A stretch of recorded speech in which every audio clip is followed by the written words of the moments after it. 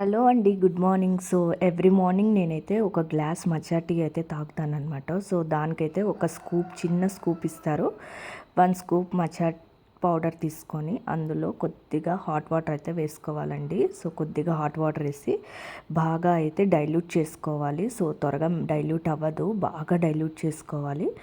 తర్వాత కొద్దిగా normal water mix చేసేసుకొని గోరువెచ్చగా తాగితే చాలా హెల్త్ బెనిఫిట్స్ అయితే ఉంటాయన్నమాట.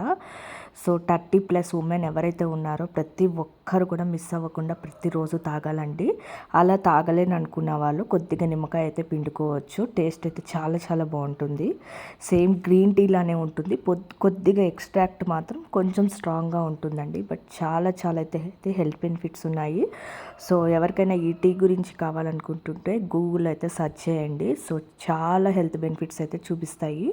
సో ఇప్పటి నుండైనా మీ డైలీ రొటీన్లో ఇది మార్నింగ్ కానీ ఈవినింగ్ కానీ ఒక గ్లాస్ తీసుకోవడం అయితే స్టార్ట్ చేయండి. మీ బాడీలో చేంజెస్ వస్తారు.